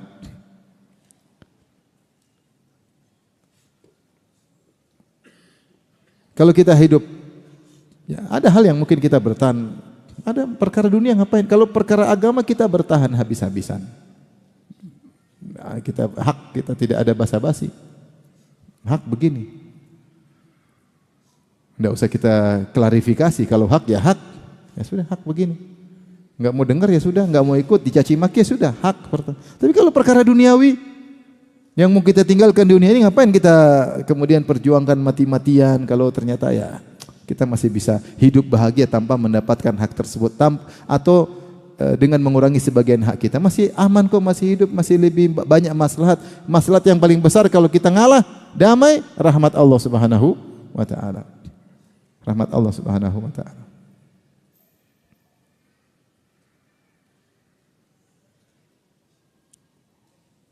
Baik, sekarang ke berapa? Ke-7. Di antara sebab utama meraih rahmat Allah adalah ihsan, berbuat ihsan. Allah berfirman dalam surat Al-A'raf ayat 56, "Inna rahmatallahi qaribun minal muhsinin." Surat Al-A'raf 56, sungguhnya rahmat Allah dekat dengan orang-orang yang berbuat ihsan. Di sini ihsan maknanya dua, ihsan terkait dengan beribadah kepada Allah, yang kedua ihsan kepada sesama manusia. Ihsan, muhsin. Seorang muhsin itu pertama beribadah seakan-akan dia melihat Allah, atau kalau dia tidak mampu dia yakin Allah melihatnya. Al-ihsan an ta'budallaha ka'annaka tarah. Kau beribadah kepada Allah seakan-akan engkau melihat Allah. Ya, kalau kau tidak mampu, fa innahu yarak. Ya. Maka sungguhnya Allah melihatmu. Jadi kapan kita beribadah kita rasa sedang diawasi oleh Allah, kita sedang berbuat ihsan, dan itu punya pengaruh dalam keikhlasan dan kualitas ibadah. Kapan dia bisa menghadirkan itu? Dia pasti ikhlas, dan dia pasti berkualitas kalau dia berbuat ihsan. Ibarat kalau kita melakukan pekerjaan, bos kita lihat, kita pasti tulus enggak sama bos? Tulus. Pekerjaannya bagus enggak?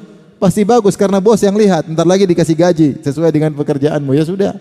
Pasti kita tulus dan pasti kita berkualitas. Nah, bagaimana lagi kalau kita dalam diri kita bahwasanya Allah sedang menyaksikan, sedang melihat, tentu kita akan ikhlas.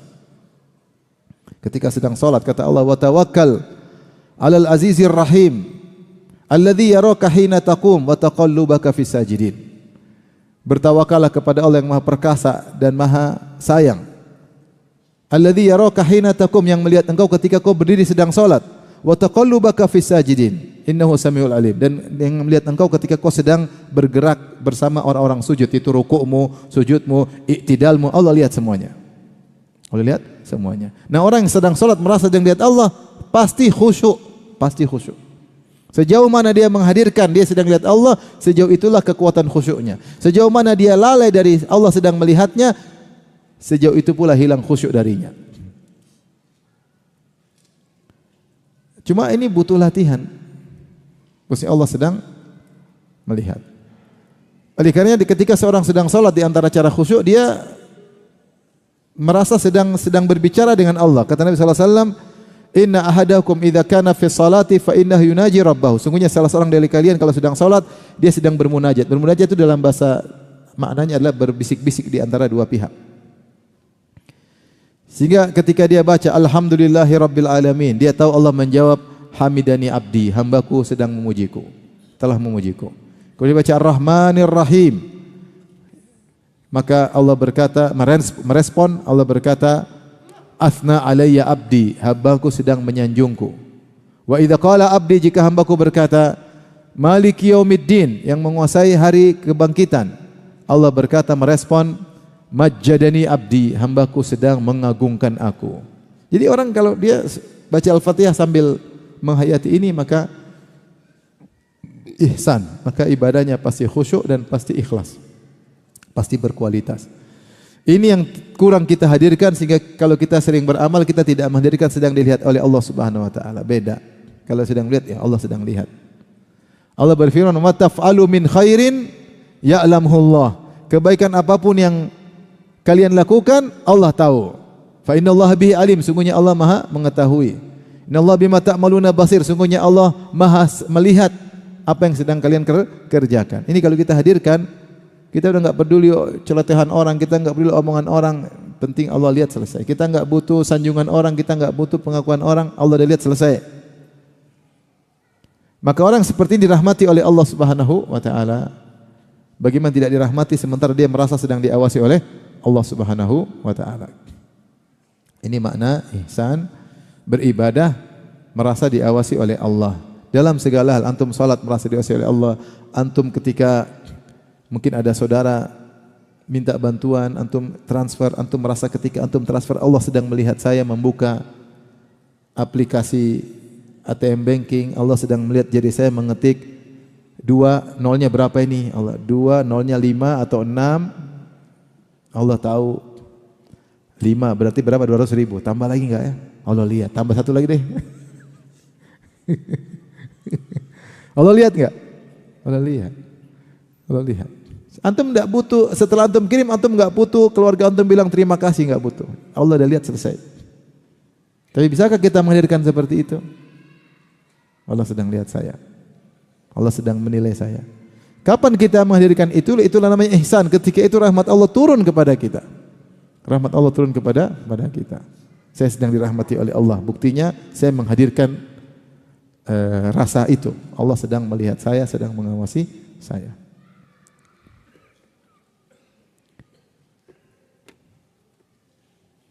Antum ketika misalnya ribut sama orang atau enggak usah jauh-jauh, ada masalah sama istri. Ribut. Kalau antum menghadirkan Allah sedang lihat saya sedang bermasalah dengan istri, antum marah enggak jadi? Enggak. Iya. Kamu marah? Iya. Enggak apa. Iya. Kita mau ngambil sapu, lihat Allah lihat gitu, enggak jadi. Kenapa? Lanjutin. Lanjutin sapu. Enggak jadi marah. Kenapa enggak jadi marah? Allah sedang melihatku, subhanallah. Aku sedang ingat hadis. Siapa yang marah dan mampu melampiaskan marahnya, kemudian dia cegah marahnya, Allah akan panggil dia dan suruh pilih bidadari. Saya lagi ingat hadis itu, wahai istriku. Jadi apa saja ya, kita lagi berjualan, misalnya lagi jualan, terus coba jelaskan barang yang kamu jual. Kita ada sifat-sifat barang tersebut, ada satu kekurangannya. Ketika tulis, kita tahu Allah sedang melihat, maka kita tidak sembunyikan. Ini mobil pernah tabrakan 2 tahun lalu, sudah saya dempul. Tapi kalau kita enggak menghadirkan itu, kita tutupin.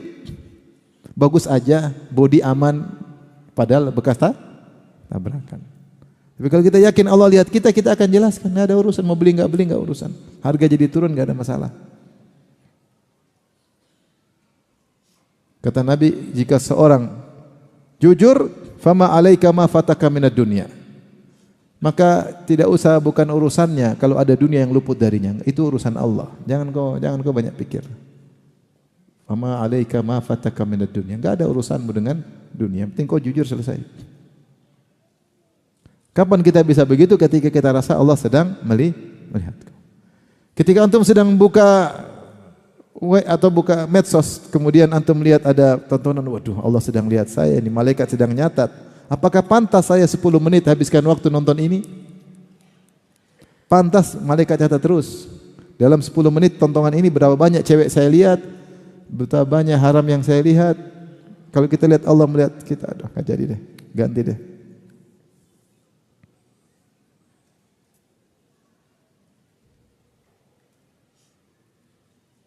Subhanallah. Itu ihsan. Ihsan. Dan kita kalau sudah ihsan, kita nyaman. Kita enggak perlu pengakuan orang, enggak perlu pujian orang. Enggak perlu. Sudah Allah sudah tahu, Allah melihat, sudah selesai. Dan ibadah kita pasti ikhlas dan pasti berkualitas karena kita sedang merasa dinilai oleh Allah Subhanahu wa taala. Ketika itu rahmat Allah turun banyak kepada kita. Sekarang ke berapa? Ke 8.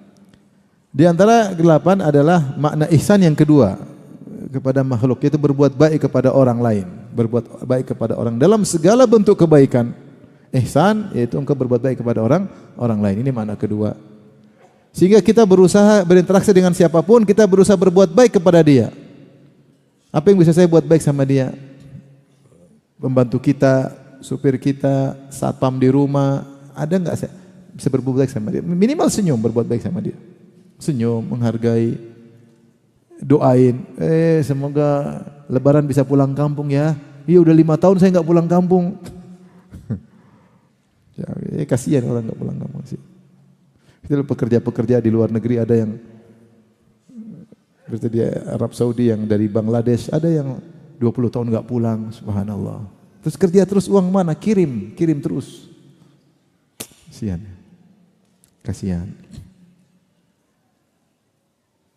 Enggak ketemu keluarga itu kasihan atau tidak? Kasihan. Dulu saya waktu belajar zaman dulu di Madinah 9 bulan, 3 bulan baru ketemu istri. 9 bulan berpisah dengan keluarga itu berat. Mikir anak-anak, mikir keluarga ya. Orang ada yang sampai puluhan tahun enggak pulang demi mencari nafkah buat apa? Anak istri. Maksudnya ketemu siapa sih depan kita, berusaha kita berbuat ihsan kepadanya. Gimana cara? Apa yang bisa saya kasih? Kalau minimal kita enggak punya apa-apa, kata-kata baik. Ya. Fabi kalimatin thayyibah, dengan kata yang baik. Wal kalimatu thayyibatu shadaqah, kata-kata yang baik adalah sedekah. Semangatin, ajak dia berbuat baik. Hidup ini cuma sebentar. Kita ingin dirahmati oleh Allah Subhanahu wa taala, ya. sama pembantu di rumah, apa yang bisa kita buat, kita baikin sama dia, sama supir, sama pegawai, berbuat ihsan. Terutama orang-orang yang dalam mengalami kesulitan. Taib, cabang daripada ini, berbuat ihsan kepada orang lain adalah merahmati sesama makhluk, merahmati sesama makhluk. Karena kaidah mengatakan al-jaza' min jinsil amal, balasan sesuai dengan perbuatan. Siapa yang merahmati dia dirahmati oleh Allah. Man yarham yurham. Man la yarham la yurham. Siapa yang merahmati akan dirahmati oleh Allah. Siapa yang tidak merahmati tidak dirahmati oleh Allah Subhanahu wa taala. Dalam hadis Aqra bin Habis Al-Aqra bin Habis ketika dia di depan Nabi dia mengatakan innali asyratan minal aulad. Saya punya 10 anak laki-laki. Maqabaltu ahadan minhum. Saya tidak pernah cium satu pun anak laki-lakiku. Dia bangga, mungkin merasa kalau keras sama anak itu menunjukkan kejantanan, menunjukkan laki bagaimana, sehingga dia, anak saya enggak pernah cium. Maka Rasulullah mengatakan, man la yarham la yurham. Siapa yang tidak menyayangi tidak disayang. Rasulullah ingin menjelaskan sama dia bahwa sikapmu tidak mencium anakmu itu adalah bentuk tidak mengasihi. Dan hati-hati, model kau ini tidak mengasihi, apalagi anak sendiri kau tidak kasihi, kau bisa tidak dikasihi oleh Allah Subhanahu wa taala. Maka Rasulullah bikin kaidah, man la yarham la yurham. Siapa yang tidak mengasihi maka tidak dikasihi oleh Allah Subhanahu wa taala. Siapa yang mengasihi dikasihi. Rasulullah bersabda, ar-rahimuna yarhamuhumur rahman. Siapa yang merahmati dia akan dirahmati oleh Ar-Rahman, Maha Penyayang. Irhamu man fil ard yarhamkum man fis sama. Rahmatilah penghuni bumi, maka yang di langit akan merahmatimu. Ini umum, rahmat kepada sama manusia, rahmat kepada bahkan kepada hewan. Ya. Rahmat kepada siapapun, kasih sayang. Apalagi pada orang susah. Makanya di antara doa Nabi SAW, wa hubbal masakin, ya Allah jadikanlah aku cinta kepada orang miskin. Cinta kepada orang miskin. Oleh karena Ar-Razi dalam sebagian kitabnya Al-Bain fi Usuluddin dia mengatakan Rasulullah SAW fi ghayati tawadhu' ma'al masakin ma'al fuqara. Rasulullah di puncak kesederhanaan, puncak ketawaduan ketika bersama orang-orang miskin. Justru di situ semakin nampak kasih sayang Nabi kepada orang miskin. Merendahnya dirinya kepada orang miskin. Dan di puncak at-tarafu' ma'al agniya, dan kalau di depan banyak orang kaya Rasulullah tidak merendahkan dirinya. Dia sama orang kaya tidak merendahkan dirinya, sama orang miskin merendahkan dirinya. Maksudnya lebih merendahkan dirinya. Bukan sebaliknya, sama orang kaya malah malas-malaskan diri, sama orang miskin sombong. Jadi semakin orang tersebut semakin susah, maka semakin butuh untuk kita sayangi. Semakin butuh kita sayangi. Terkadang kita enggak bisa apa-apa, tapi rasa kasih sayang itu pun sudah dapat pahala. Lihat di jalan ada orang susah, saya enggak punya uang, cuma kasihan. Dia dapat pahala, kita dirahmati. Kasih sayang itu buat kita dirahmati oleh Allah. Karena kaidah mengatakan man yarham yurham. Siapa yang merahmati, rahmati. Sampai Rasulullah sebutkan ada wanita yang merahmati seekor anjing karena kehausan, dia dirahmati oleh Allah Subhanahu wa taala. Itu hewan. Bagaimana lagi dengan manusia? Dan ini harus kita tumbuhkan ya. Merahmati sesama manusia, kasih sayang ya. Kita di tanah air banyak orang susah. Banyak orang susah. Itu tidak usah di Bandung, di Jakarta ada orang, kita lihat orang bawa gerobak, anaknya di situ. Gerobak. Dia mengais-ngais makanan. Ada di Jakarta. Di kota metropolitan ya. Cari-cari makan di sampah. Masih ada. Maksud saya tumbuhkan rasa kasih sayang. Jangan kita enggak peka.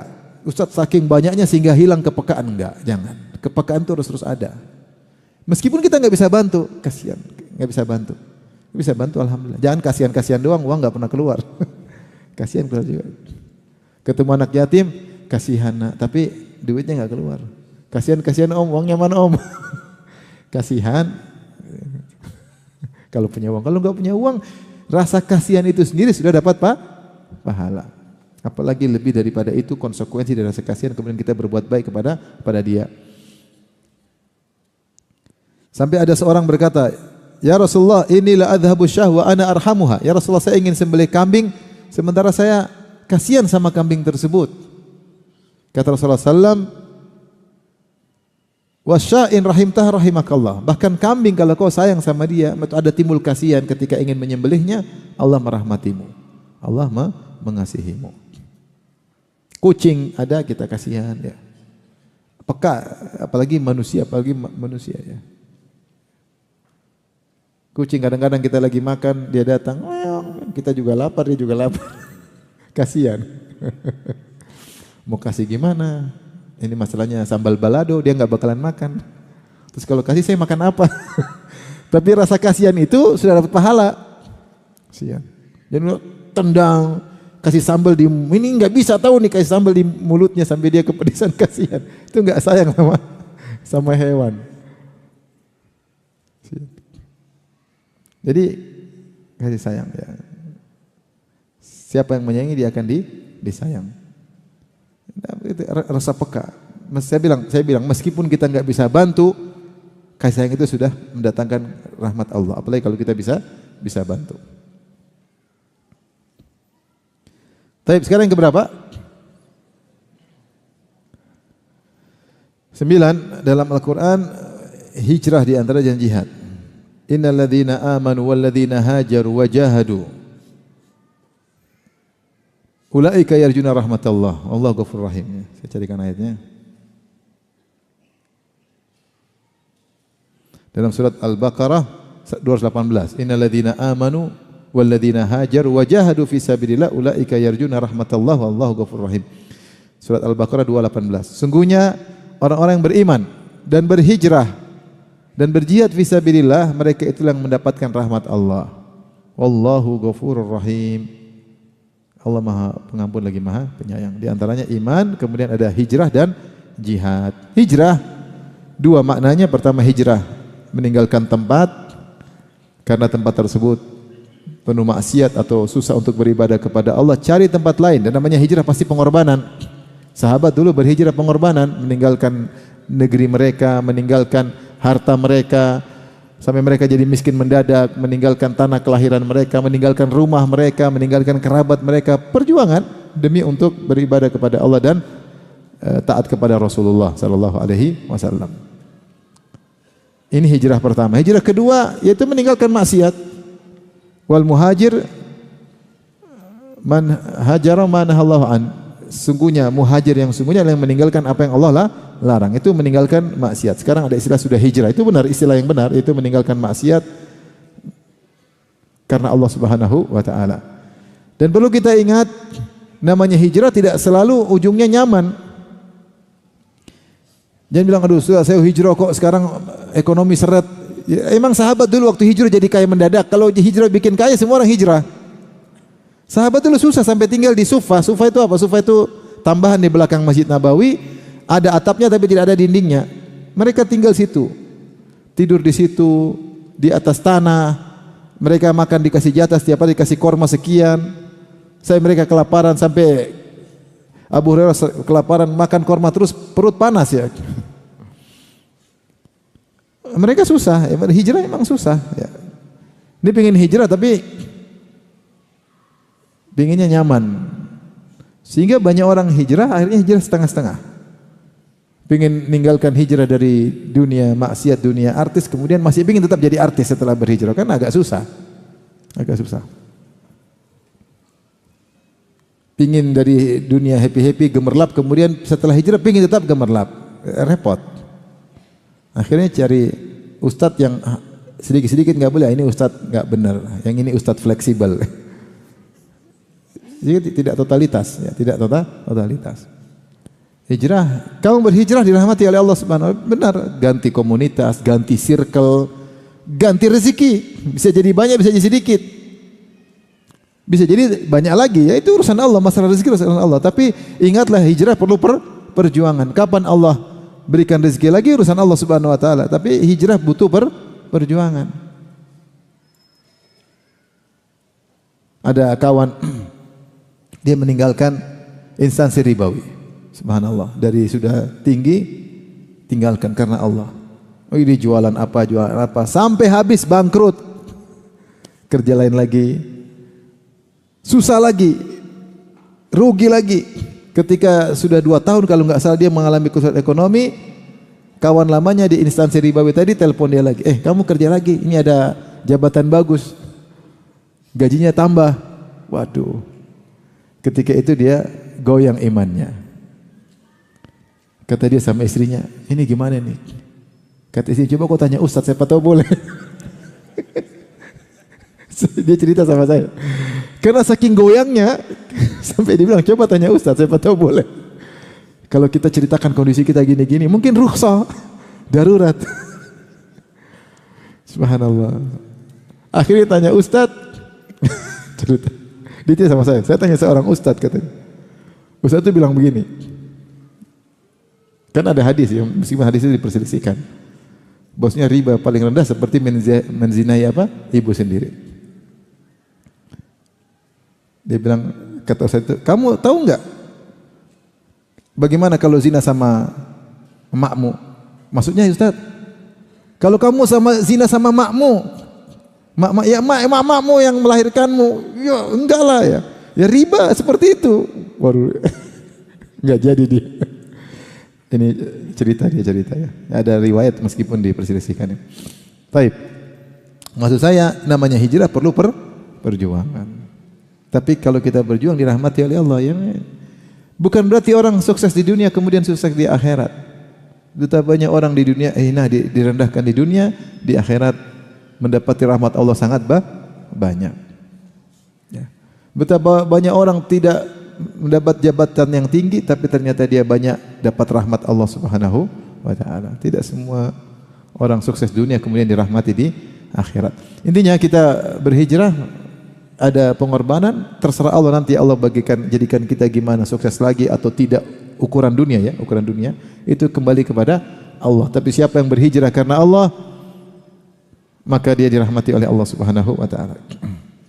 Sekarang yang berapa? 10. Yang ke-10, kerjasama salat malam dengan istri. Rasulullah bersabda, rahimallahu rajulan qama minal lail. Semoga Allah merahmati seorang lelaki yang bangun malam. Fa shalla, kemudian dia salat malam. Wa aiqadha imra'atahu, kemudian dia bangunkan istrinya. Fa shallat, kemudian istrinya pun salat malam. Allah merahmati orang seperti ini. Fa in abad, kalau ternyata istrinya tidak mau bangun, nadhaha fi wajhihal ma, maka dia percikan air di wajah istrinya. Ini laki yang seperti ini dapat rahmat Allah, apalagi di sepertiga malam yang terakhir dia bangunkan istrinya, rahmat Allah lagi banyak-banyaknya. Syaratnya gimana? Dia bangun malam, terus dia salat, dia bangunkan istrinya salat enggak salat tetap dia dirahmati. Istrinya enggak mau, dia percikan apa? Air, rahmati oleh Allah. Dan ini berlaku juga bagi seorang wanita. Wa rahimallahu imra'atan, dan Allah merahmati seorang wanita qamat minal lail. Dia bangun malam, fa salat, kemudian dia salat. Wa aiqadhat zaujaha, kemudian dia bangunkan suaminya, fa shalla, suaminya salat. Fa in aba, kalau suaminya enggan, nadhahat fi wajhil ma, maka dia percikan air di wajah suaminya. Ini luar biasa. Ini sebab utama kebahagiaan itu keluarga dirahmati oleh Allah. Bagaimana tidak suami istri salat malam. Luar biasa. Meskipun ala qillati dzatil yad, meskipun mungkin mobil tidak mewah, mungkin rumah sempit, tapi kerjasama salat malam, itu rumah tangga pasti diberkahi oleh Allah Subhanahu wa taala. Pasti. Bagaimana tidak mereka kerjasama beribadah kepada Allah. Maka ini perlu diperhatikan. Saya bilang bahagia itu mudah. Bahagia itu antum salat malam, bangunkan istri salat malam, berdoa menangis, bahagia. Air mata keluar tapi bahagia. Mau sengsara juga gampang. Antum bangun malam nonton sinetron sama istri, bangunkan, film bagus. Ketawa ketiwi, sengsara. Saya bilang ya, mau bahagia mudah, mau sengsara juga mudah. Bahagia mudah, bangun malam, salat malam, bangunkan istri salat malam, berdoa nangis, ya Allah utangku enggak lunas-lunas ya Allah. Nangis. Allah kasih bahagia langsung. Mau sengsara gampang, bangun malam bangun istri. Ada film bagus nih di mana? Netflix apa? Netflix nonton. aurat terbuka, ketawa ketiwi, sengsara langsung. Gampang, tinggal pilih. Oleh karena ikhwan, ingin dirahmati oleh Allah, bangunkan istri kita salat malam. Wanita ingin dirahmati oleh Allah, bangunkan suami salat malam. Kalau enggak mau, percikan, bisikan di telinganya, doain anak-anak. Doain anak-anak. Utang masih banyak. Kita mau haji dan umroh, fulus mafi, enggak ada. Enggak bangun lagi, poligami sunnah. Bangun dia. Apa? Bercanda ya. Ada orang marah-marah, orang Arab marah-marah. Dia bangunkan anaknya sholat subuh. Bangun, bangun. Anaknya enggak bangun-bangun. Bangun, enggak bangun. Akhirnya dia bilang, ya himar. Himar itu keledai. Hei dongki, bangun sholat subuh. Anaknya bangun langsung. Abi tadi bilang apa? Himar, dongki. Himar, ini abinya himar.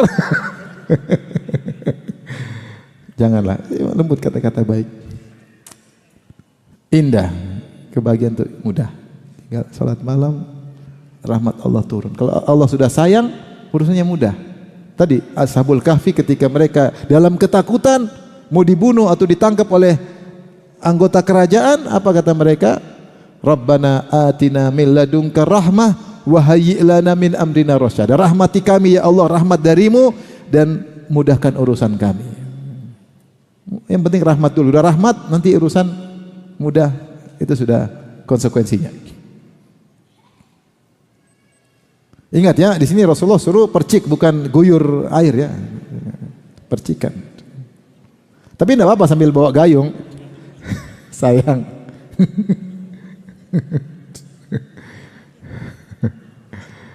Saya enggak pernah gitu ya, enggak. Jangan, saya enggak pernah guyur, enggak pernah. Insyaallah ya. Jadi ini dalil kata para ulama, boleh sedikit maksa istri.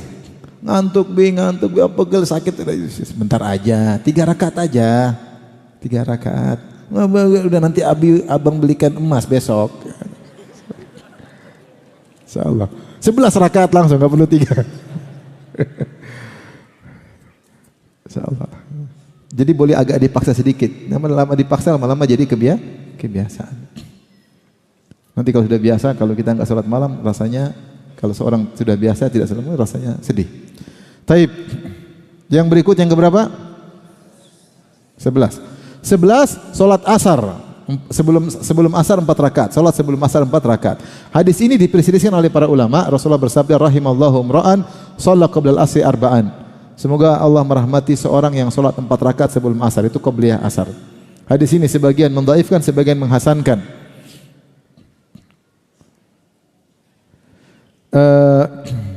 Yang dimaksud 4 rakaat sebelum asar bukan salat rawatib. Salat rawatib kita tahu apa saja? 4 rakaat sebelum zuhur, 2 rakaat setelah zuhur, 2 rakaat setelah maghrib, 2 rakaat setelah isya, 2 rakaat sebelum subuh. Itulah 12 rakaat. Namanya salat. Apa yang disebut salat rawatib? Rasulullah sering melakukannya. Rasulullah menjaganya. Di luar itu ada salat-salat sunnah tapi bukan rawatib.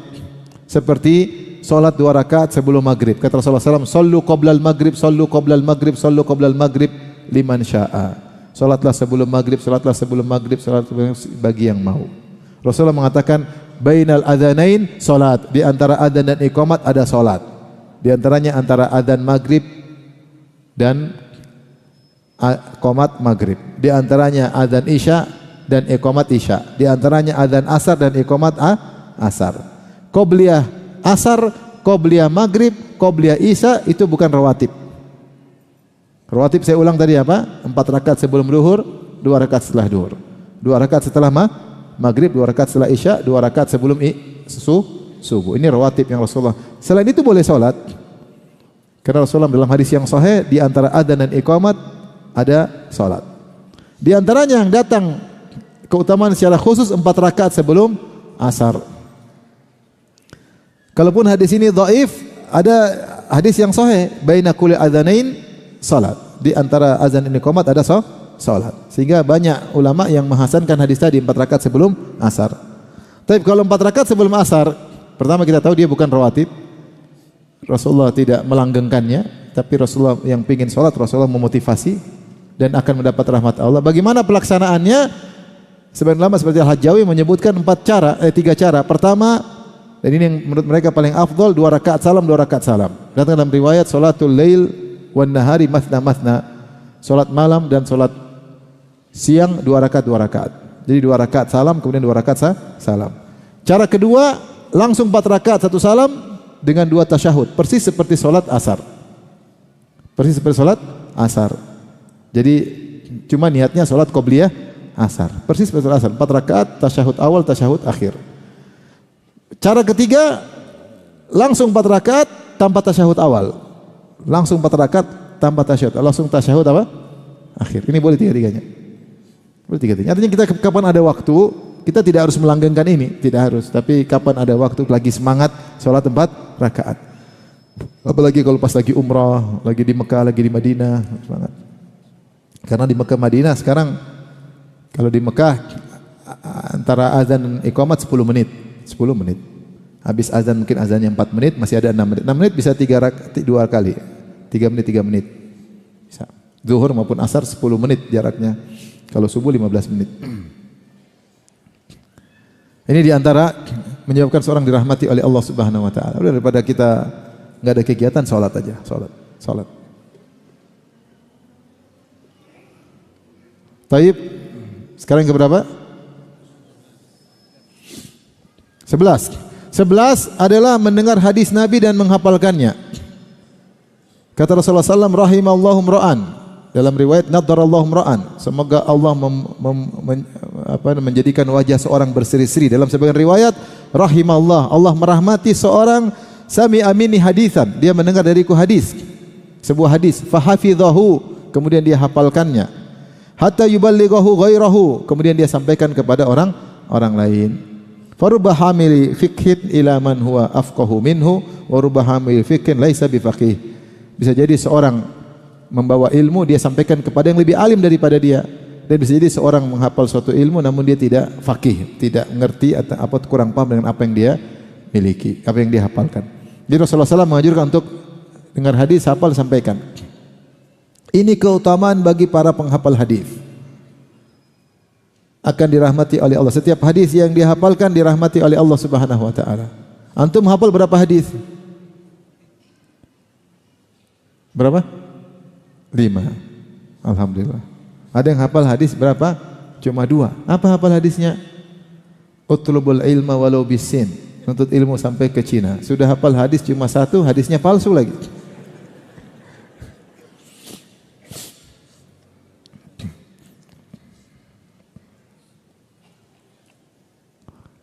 Maka ini rahmat bagi orang banyak penghafal hadis. Bagaimana muhaddisin? Bayangkan Imam Ahmad menghafal 1.000.000 hadis. Orang paling terkenal paling banyak hadis adalah Imam Ahmad. Yang mengatakan Abu Zur'ah sang ahli hadis. Ditanya, "Dari mana kau tahu Imam Ahmad hafal 1.000.000?" "Saya sudah coba," kata dia. Dia sudah coba. 1.000.000 hadis maksudnya hadis dengan berbagai macam, sahih, dhaif, dengan berbagai macam jalurnya. Imam Ahmad 1,000 hadis. Imam Bukhari riwayatkan, dia mengatakan hafiztu mi'ata alfi haditsin sahih, aku hafal 100.000 hadis sahih, dan mi'atai alf, dan aku hafal 200 hadis dhaif. Imam Bukhari. Kita tadi berapa? 5 hadis dhaif semua. Yang satunya palsu. Jadi bagaimana rahmat Allah tercurahkan bagi mereka para ahlul hadis. Ya. Sekarang ke berapa? 12. Ini penutup kayaknya. Belum. Yang ke-12 13. Kita mau tutup 15 ya, 15. Sekarang yang berapa? 13. 13 adalah seorang yang dia mengucapkan kebaikan atau diam. Dalam hadis, rahimallahu abdan qala khairan faghanim aw sakata an su'in fasalim. Allah merahmati seorang hamba yang mengucapkan kebaikan maka dia dapat pahala, atau dia diam dari keburukan maka dia selamat. Jadi ini membuat kita mengekang lisan kita. Kalau ngomong kita pikir dulu. Itu ngomong kalau baik ngomong, kalau enggak baik kayaknya nih risiko tidak baik, enggak usah ngomong. Kapan kita mikir seperti itu dirahmati oleh Allah. Namun betapa banyak kita ngomong tidak kita mikir. Bahkan ketika antum mau ngetik di WhatsApp di grup antum mengetik, pikir dulu ini kayaknya aduh ini enggak pas ini. Mau candaan tapi kayaknya enggak pas lah, enggak elok lah, enggak usah lah. Antum mikir gitu, antum dapat rahmat Allah Subhanahu wa taala. Cuma siapa di antara kita yang selalu demikian? Sebelum berbicara mikir, kita mikir setelah berbicara. Hari ini mikir dampaknya. Dampaknya bukan kita pikir dunia aja, kita pikir dampak di akhirat. Kita ngomong mau komentar, mau bicara. Sekarang orang coba buka komentar, orang komentar seenak udele dewe. Ngomong seenaknya, nuduh sembarangan, kasih gelar sembarangan seenaknya. Ngeri orang-orang bicara tanpa ada tali kekang sama sekali. Orang mukmin enggak, man kana yu'minu billahi wal yaumil akhir falyakul khairan aw liyasmut. Kata Nabi, siapa yang beriman kepada Allah dan hari akhirat, yakin ada hari pembalasan, maka dia ucapkan kata-kata yang baik atau dia diam. Di antara hadis ini dapat rahmat, rahimallahu abdan, semoga Allah merahmati seorang hamba qala khairan faghanim, mengucapkan kebaikan dan dia dapat pahala, aw sakata an su'in fasalim, atau dia berhenti dari ucapkan keburukan sehingga dia selamat dari permasalahan dunia dan selamat dari permasalahan akhirat. Betapa banyak seorang terbunuh oleh lisannya. Terbunuh di dunia, terbunuh di akhirat.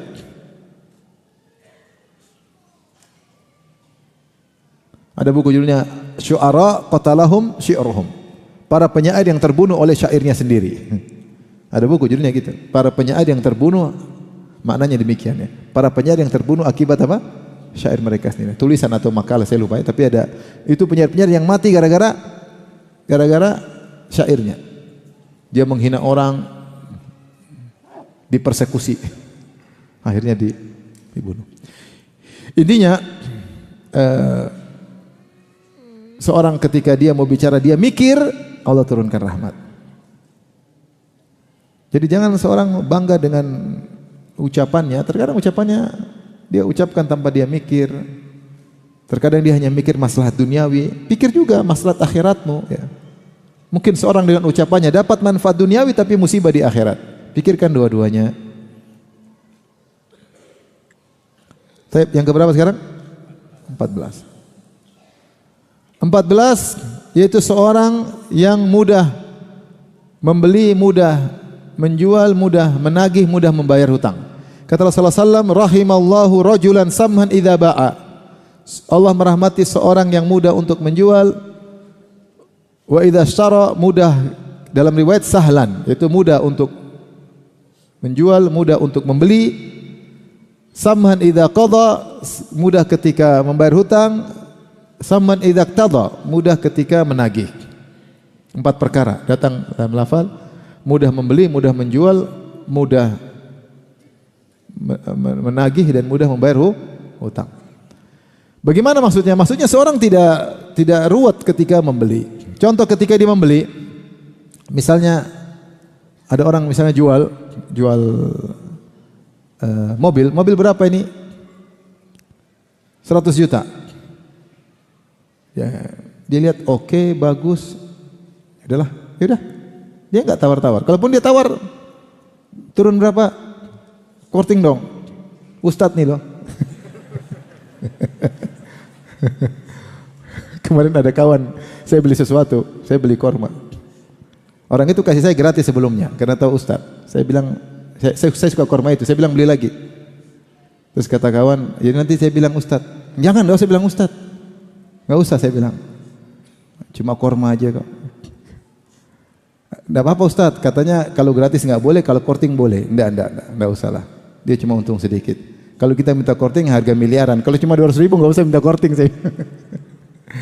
Maksudnya, udah untung sedikit kita minta korting lagi ngapain? Kecuali kalau mungkin yang harga signifikan ya. Intinya dia beli, kalau memang masuk akal 100 juta, turun 90 dan dia lihat cocok harganya, uang oke, barang oke, enggak usah susah-susah, dia bayar aja. Bayar aja. Dia jualan, emang orang jualan cari rugi atau cari untung? Kita maunya dia jualan enggak boleh dapat untung, begitu kan? Kita maunya dia jualan enggak dapat untung, kita yang untung. Kalau gitu ngapain dia berdagang? Dia berdagang itu untuk ambil untung dari kamu. Ya wajar ya, kamu harus rela untuk diambil untung. Jangan terlalu jago menawar ya. Ada kawan saya mau belanja Firanda minggir, saya yang tawar. Udah tawar ngeri.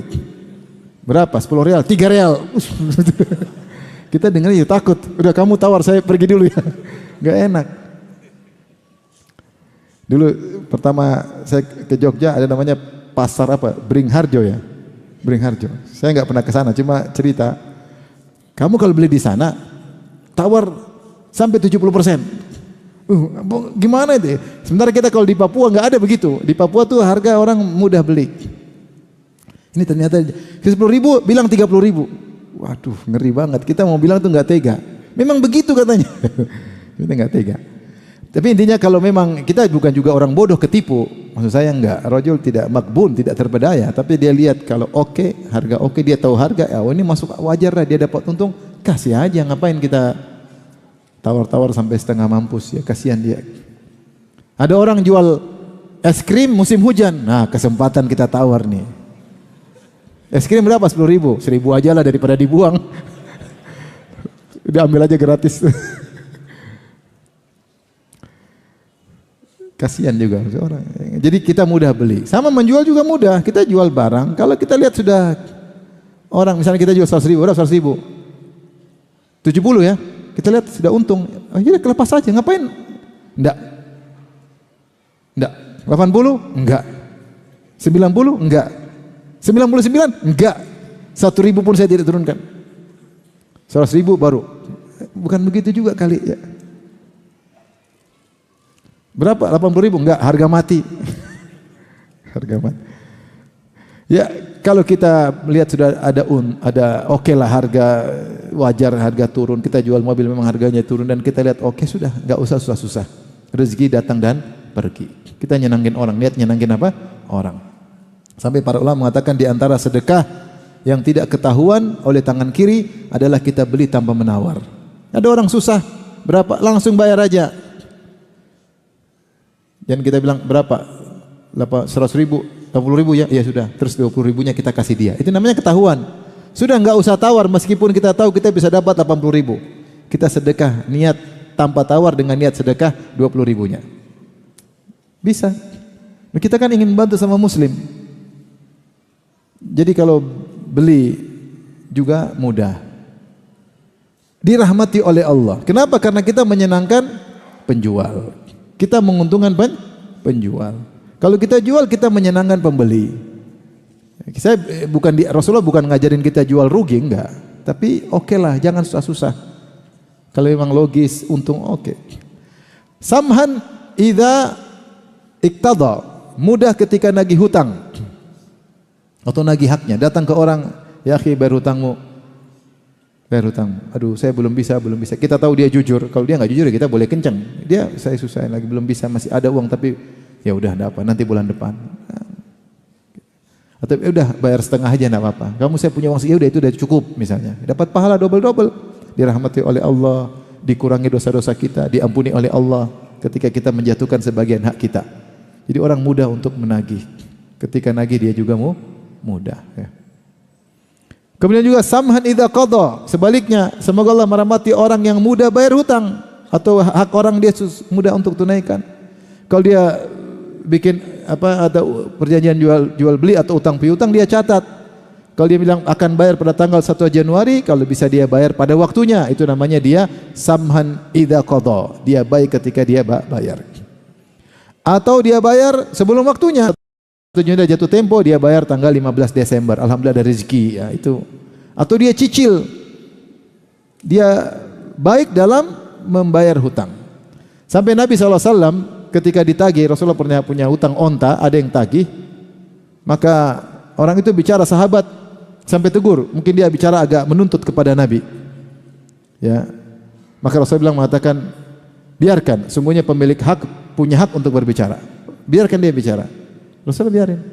Terus Rasulullah ketika ingin bayar onta, ternyata onta yang setara tidak ada, Rasulullah beri yang lebih baik. Ini antara bentuk mudah dalam bayar utang. Kita boleh memberi lebih kepada orang yang beri hutang kepada kita.